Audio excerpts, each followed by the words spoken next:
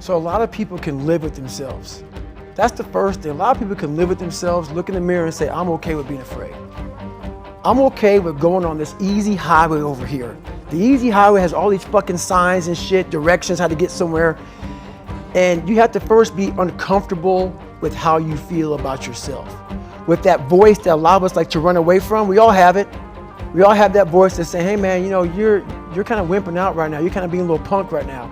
But a lot of us say, okay, that's okay. It's okay to tell these little white lies to ourselves. So we first have to face the real you. The real me is David Goggins. The real me is the guy looking at you right now saying, I don't want to fucking be on this show right now because I used to stutter as a kid. And I'm afraid of that.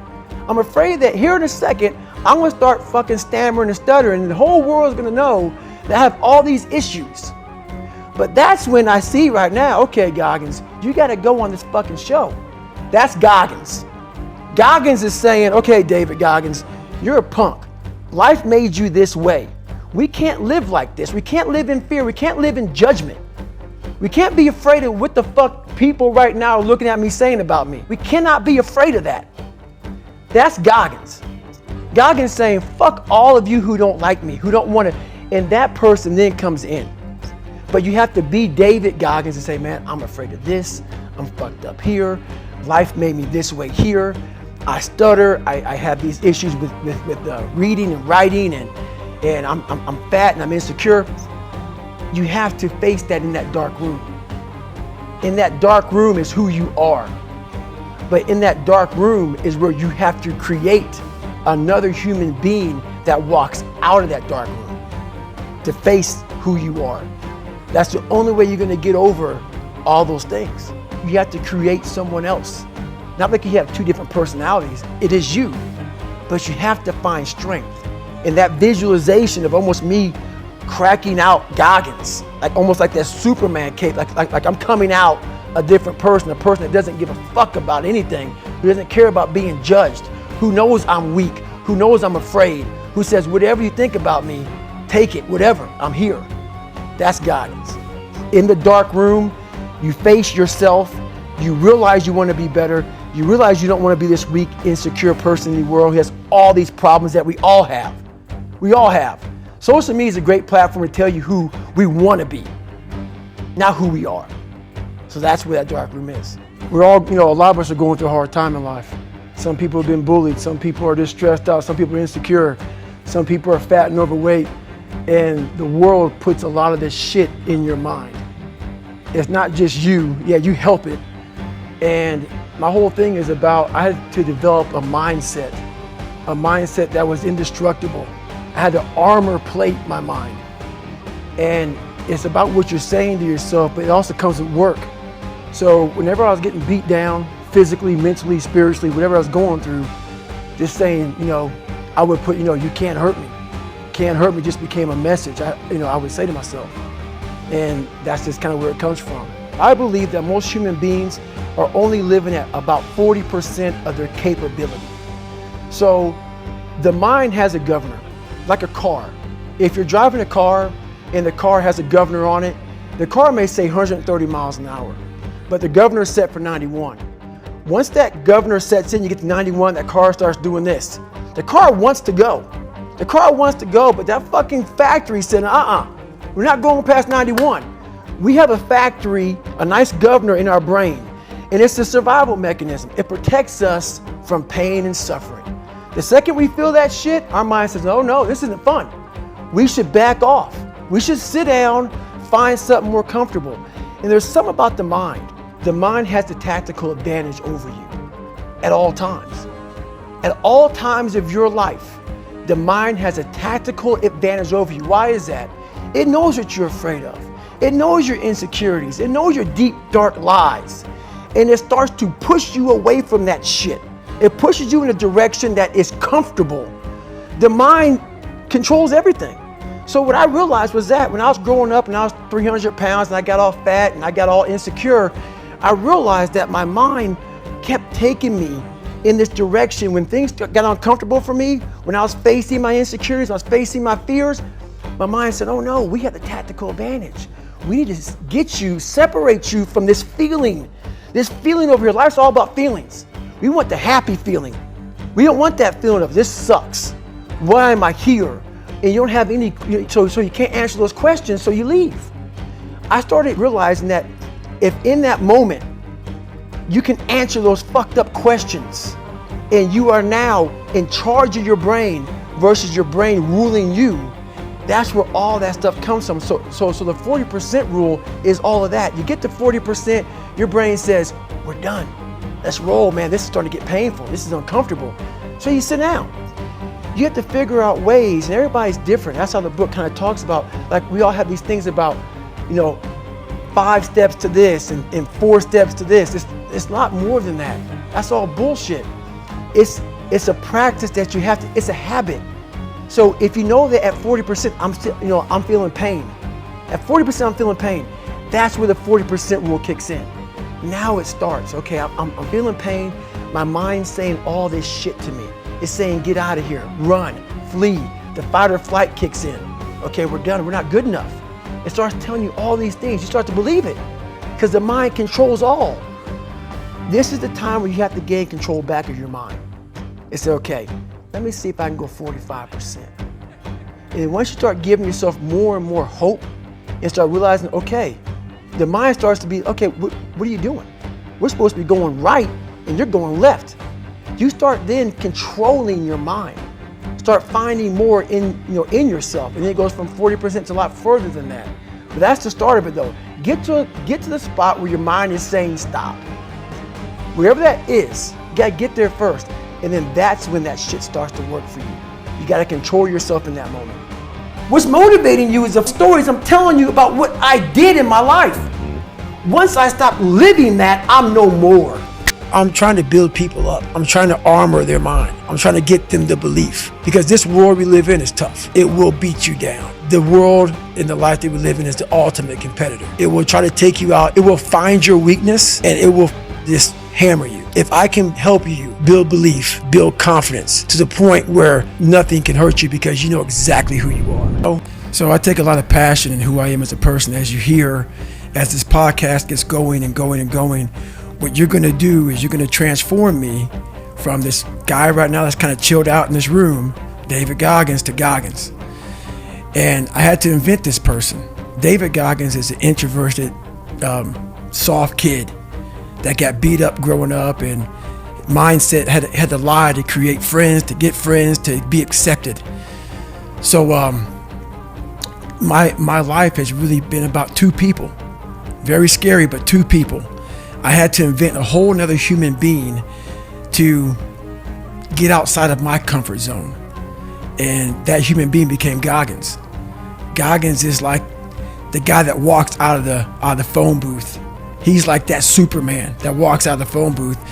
And I was talking to my fiance today about, it's kind of strange how sometimes I have a conversation between David Goggins, and Goggins will tell David Goggins about the shit he's done. And David Goggins like, what the hell, man? Why are you doing that? That's nuts. So it's kind of this battle between trying to find more of yourself, knowing that the real you is afraid, likes comfort, likes living in a world that is that likes to pat you on the back, give you the things that you want to hear, not the things that you have to hear to get better. So that's where all this kind of started from. And when people hear this podcast, they're going to hear a lot of things that they're going to want to put a title on me. They're going to definitely want to put a title on me to make themselves feel better. I asked them during this podcast, do not do that. Do not look at what you're going to hear. Put a title on me because basically what you're doing is you're giving yourself a get out of jail free card. Exactly. That's all you're doing. So all you're doing is saying this guy was some super freak. He found some super thing in his brain that was locked up. He unleashed it and became this guy. It's fine. Because every day I wake up, I dread the day. I dread the day of what I'm going to bring on myself to get better. Some guy said to me, you're fat and you're black. He was an observant. I became the roughest critic in the world on myself. And that's what changed me. I literally saw myself in the mirror. I saw the truth versus saying, my dad did this to me from beating me. Kids in school from calling me nigger did this to me. my life did this to me, my broken foundation did this to me.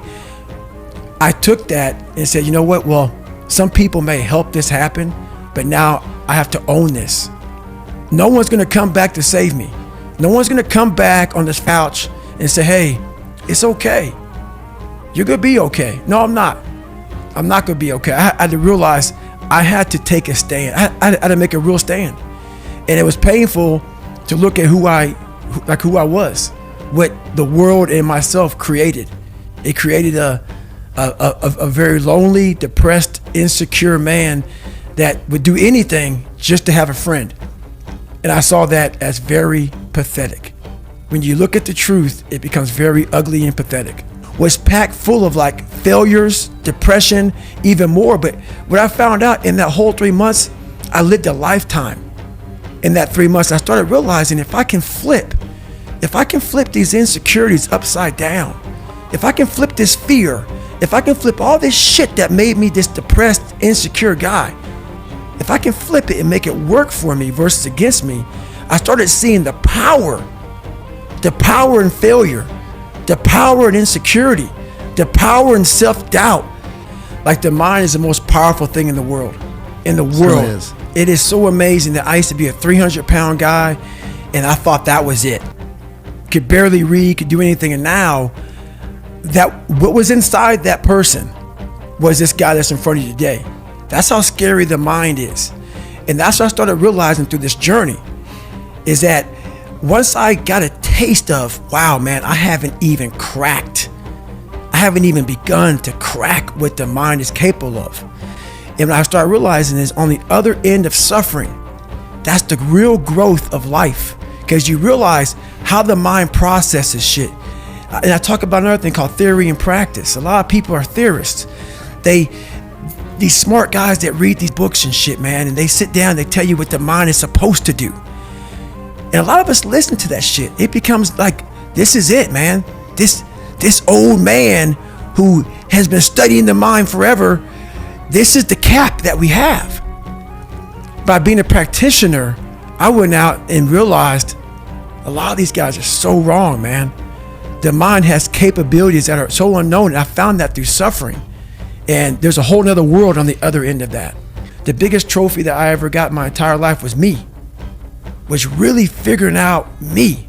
And what I realized on my journey was a lot of us don't believe that we can achieve the impossible. And along my journey, I started realizing, man, I gotta tell some people about this shit, man. Like, I discovered something that some people have, but they don't even know. All of us have it. But along this way, I wasn't, like I said, I wasn't a theorist. I became a practitioner. And I was like, my God, I'm busting down so many barriers of, like, I have a learning disability. Okay, but I'm catching up with everybody. I figured that out. I figured out all these negative things in my life that were keeping me in this hole. I'm like, I gotta tell people, man, that, hang on a second, man. You can achieve the absolute impossible. You don't need great parents. You don't need like a private school. You don't need to have this humongous GPA and all this other shit. What you need is the one thing I talked about in my book, which is straight up brutal work ethic. You have to be willing to outwork everybody in the world. And that's the hard part. That's the hard part. This isn't like some 5-step process where if you do these steps, you're gonna end up with this magical world. No, I'm basically teaching you how to callous over your victim's mentality. I'm teaching you how to, like I did 67,000 pull-ups in training for the pull-up record. I was seriously callousing my hands to protect them. What I'm trying to do with people is teach them how to find more of themselves to where they empower themselves. I'm all about the underdog. So that's what the book's all about, man. It's all about having that step process, and I had to share this with people. I honestly want to be considered one of the hardest men to walk the planet Earth in the history of the world. And what I mean by hard, I'm not talking about the guy who does the most pull-ups, the most sit-ups, runs the most. Just a person who's able to overcome any adversity in front of them, to figure out a way. Hardness isn't about all this physical shit, man. Yeah, it helped me get to where I'm at. But all I was doing in the whole process, the process wasn't to be ripped. It wasn't walk around with my shirt off. That wasn't it. I knew through the physical challenges, through the physical suffering, my mind was getting stronger. I was literally doing that for a reason. I had a weak mind. All the rest just happened to come with it.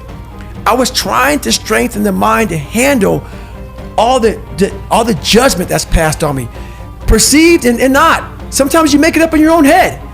You know, I just want to be able to handle all of that, everything, physical, mental. I want to be perceived as that, like an old school barbarian, an old school guy that's like, God, dog, man, nothing can hurt the guy, which is why the book is titled, Can't Hurt Me. I want people to have that mantra in their life. Take that with you. Take it everywhere you go in life. And if you believe that and you work towards that, callous in your mind, strengthen yourself, Can't Hurt Me is strong. In any situation, like when I was in Buzz, they beat the shit out of you. I'd be the first one to get up and say, Can't. And they were beating the hell out of me.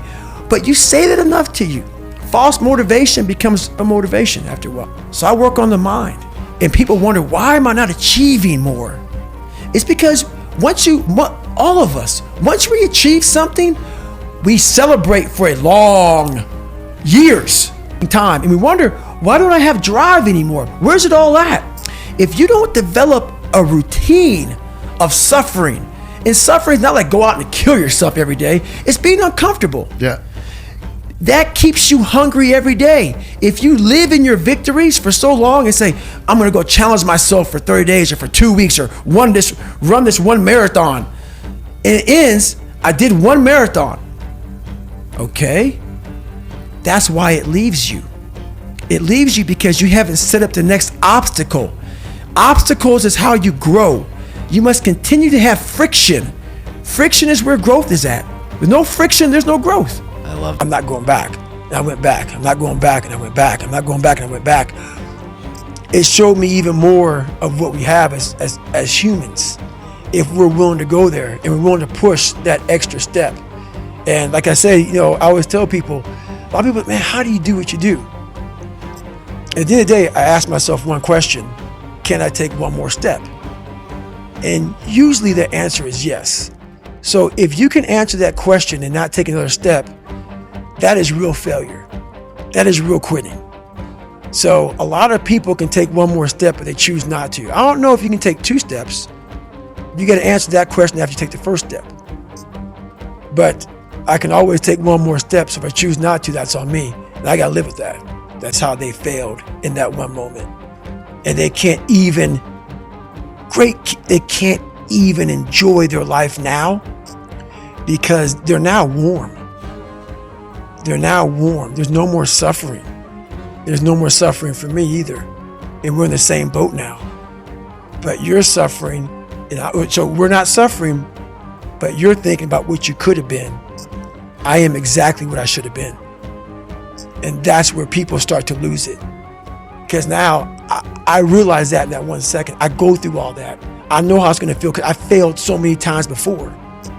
Failure is the ultimate thing, man. I failed so many times before. And that's why I don't look at failure anymore as failure. I look at it as my first, second, and third attempt. So that's what that's all about, man. Well, It's the worst pain I can't even describe the pain of that last 30 miles to anybody. No one, it's very hard. Whole body? Whole body. So when it ended, I'm literally dizzy going up my stairs to get to my house. I have my arms wrapped around her going up the stairs, and every flight of stairs I have to lay down because I can't stay upright for too long or I'm gonna pass out. So I finally get in the house, and when I get in the house, I'm once again on the floor. I'm in the kitchen on the floor, just laying there. I finally make it to the bathroom, into the tub. I get rolled in the tub, and she puts the water on me. I'm just laying there with the water coming on me. And what I pee out looks like Coca-Cola. And I'm laying there in the worst pain of my entire life. I'm shaking, I'm jacked up. And all I could think about was, I can't believe what I just done. Because when you get to 70 miles of a race and you felt the way I did, to me, it was humanly impossible to even think about going 30 more miles in that shape. And once you do it, what came over me when that shower hit me, and the reality hit that about people talking shit. And it became such a source of fuel that it was amazing, because I know why you hate me. You hate me because you're probably in the bed right now. You're probably an underachiever. You're probably somebody who doesn't want to do anything with your life. So I make you question everything about yourself. So I'm going to continue making you question yourself by coming out here and being even more successful. So I listen to that while I run. I sometimes played in the house about me, and she's like, why do you do this shit? It's half comical and it's half inspiring. I'm actually inspired by it. I've learned to study people before I react, because there's no successful person in the world who's in a good headspace that's going to ever attack anyone in that kind of manner. There's always going to be something wrong with them. So you got to always dive a little deeper before you get your feelings hurt. Before you get your feelings hurt by that bully at school or that boss at work, take time. Take that 1 second to pull back and study them. Because most people who are in good places, they don't care about what you're doing. They don't care about what you're doing. They don't try to destroy you.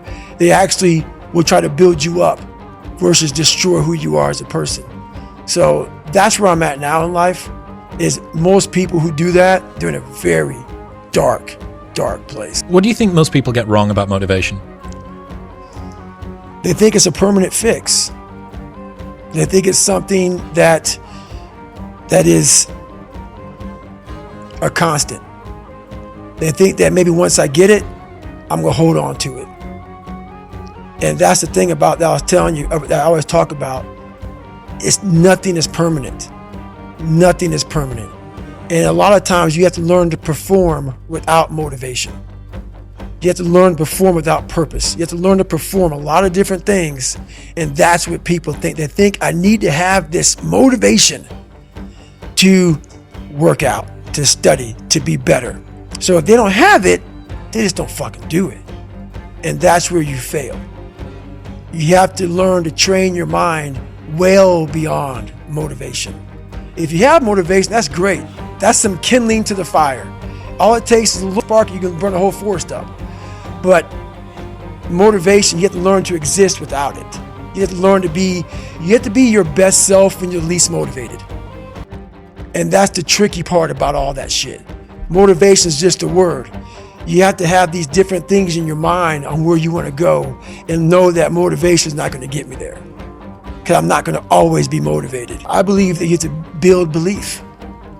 Belief is like, there's an after school special belief where the mom says, believe in yourself, and that's all great. But there's also a built belief. And the built belief is one where you are constantly, like for me, I came from a bad place. How I build belief is through the daunting tasks I put myself through. So that's proof positive that I can. So it correlates. And that's how this piece of shit kid that I once thought I was built belief by saying, I was in 3 Hell Weeks. I went to Ranger School. I tried out for Delta Selection. Undeniable stack of proof. That is proof, mugger. So whenever you think you can't, confidence comes from the thing that you built. You must build belief. You must build confidence. It can't be like, hey, I'm gonna go knock that shit out. You gotta look over here and say, I can knock that shit out.